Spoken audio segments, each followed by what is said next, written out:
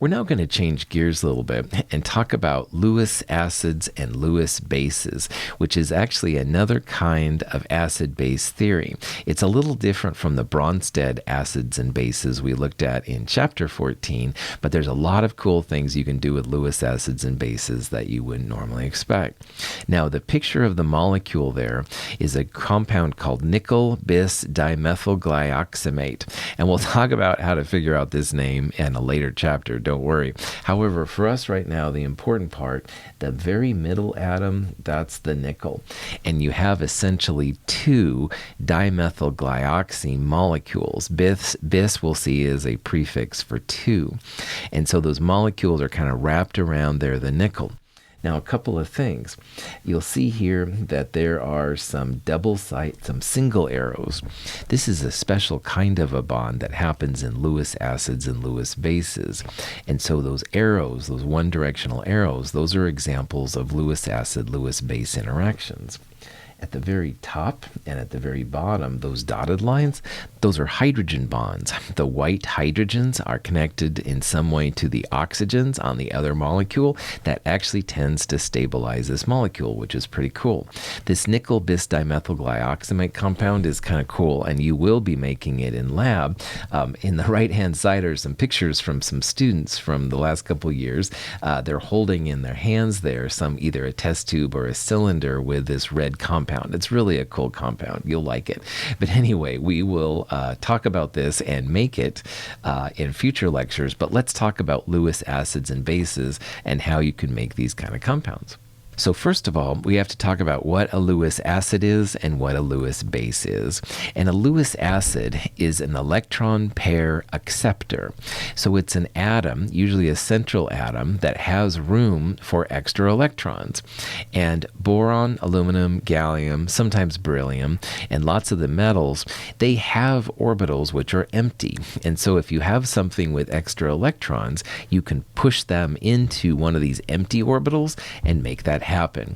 Way back in the molecular orbital and valence bond section, we talked about how BF3 is sp2 hybridized, and the boron had an empty 2p orbital. If you remember this, cool, and if you don't, it's no big deal. I can help you remember it. But anyway, the important part here, boron has an empty orbital for electrons. It'll accept the electron pair from another species. A Lewis base is an electron pair donor. It's going to be an atom, usually with a lone pair or two on top of it. And ammonia right there has a lone pair. So it's going to be able to donate this lone pair into a Lewis acid, which can accept the lone pair. So this is the idea of a Lewis acid, Lewis base. It's a lot different from Bronsted. You have nothing to do necessarily with hydrogen. Lewis acids accept the lone pairs. Lewis bases will donate the lone pairs. Lewis bases, again, will be atoms with a lone pair or two on them. Nitrogen is a great Lewis base, sometimes oxygen, etc., etc.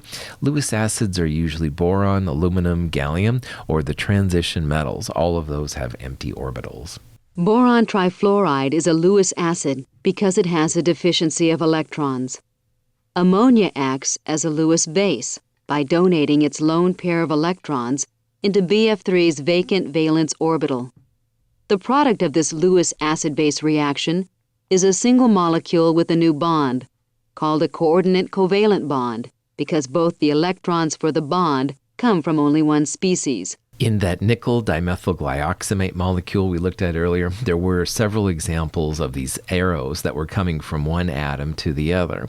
And now we know where they're coming from. If you see one of those kind of arrows, that's what they call a coordinate covalent bond. It's a coordinate covalent bond because the electrons are coming from one atom and pushing into the other atom. So most bonds, you've got an electron on each atom, they come together to make a bond, and that's good. These kind of bonds, both electrons come from the same atom, and they push themselves into the empty orbital of another atom. So that's why it's kind of cool. Sometimes these types of bonds are called Lewis acid-base adducts, and that's another term that's used sometimes for these kind of things. However, like all things, this will change the geometry. So BF3, which was trigonal planar, if you remember back from electron pair geometry of trigonal planar will actually change to tetrahedral as that fourth pair is pushed in. So it's an amazing process, and some of these are very, very stable. In this question, it says, which of the following is a Lewis acid? Okay. And Lewis bases will have lone pairs on them on one of the atoms, one or more of the atoms. But the Lewis acids will be things like boron, aluminum, gallium, as well as the transition metals. So if you look here long enough, you can see the answer B, silver plus, in that silver compound, that's going to be a great Lewis acid because silver is a transition metal. And transition metals usually make really great Lewis acids. The other three answers there are all compounds with lone pairs. So methylamine is answer A, that nitrogen has a lone pair. On C, carbon monoxide, both the carbon and the oxygen have a lone pair. That's going to be a great Lewis base. And the last one there is hypochlorite, the active ingredient in bleach. It has lone pairs on both the chlorine and the oxygen. That's going to have all kinds of lone pair Lewis base kind of possibilities. So the best answer here would definitely be B, transition metals, boron, aluminum, gallium, great Lewis acids. And again, Lewis bases will be compounds with at least one lone pair on them. So if you have a complex ion, what that means is you have at least one Lewis base pushing itself into one, at least, Lewis acid. And this is real common with transition metals. I mean, really, really common.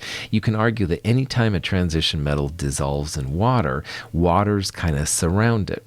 So in the right-hand side there, that cobalt has 6 waters around it in an octahedral fashion. The cobalt is in the middle, the waters are on the outside. And notice it's the oxygen that's connected to the cobalt. Because oxygen has the lone pairs, it's acting as the Lewis base, and the cobalt, like all transition metals, usually has empty orbitals acting as the Lewis acids. So we would call the COH2O6 3+ a complex ion. It's not just a normal, like say cobalt 3+ or sodium +1, a regular ion. This is complex because there's Lewis bases around that Lewis acid, and the whole thing has a charge. In the lower corner there, you have a copper with 4 ammonias around it and a +2 charge. So that's also considered a complex ion. The ammonia is a Lewis base. It's pushing into the Lewis acid copper. You can see even the arrows on that diagram. The whole thing has a charge, so it's an ion, complex ion. All the metal ions form complex ions with water. A lot of them have 6 waters, some have 4 waters, but they're going to have some kind of waters around it. Transition metals are great for making these complex ions, which can be both good and bad. In the test tube is a solution of copper sulfate. When we add a few drops of ammonia, the ammonia acts as a Bronsted base and causes the precipitation of solid copper 2 hydroxide. The solution turns a cloudy blue. If we then add a much larger amount of ammonia, the solution turns a very dark blue. The precipitate dissolves upon direct reaction with ammonia molecules. The ammonia has donated its electrons to the copper ion, and so now acts as a Lewis base. Ammonia is a Bronsted base and produces hydroxide ion in solution that can lead to formation of solid copper 2 hydroxide.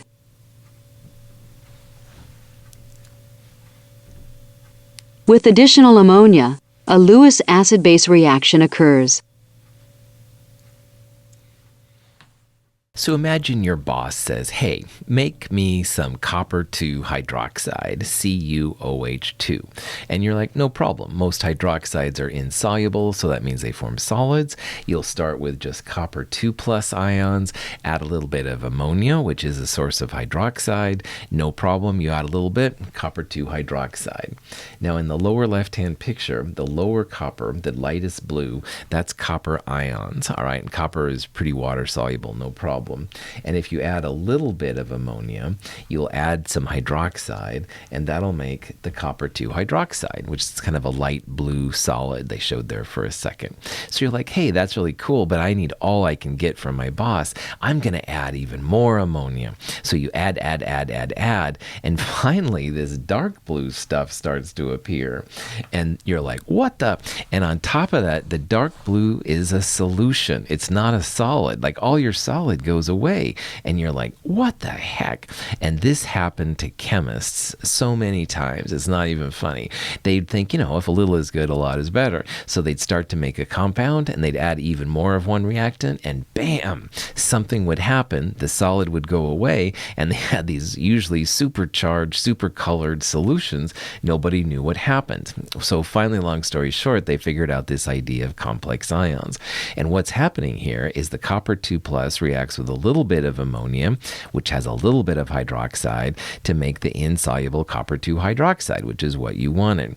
But if you add extra hydroxide, extra ammonia, all of a sudden, bam, the hydroxide insoluble compound dissociates and you end up with the much more probable complex ion between copper and ammonia.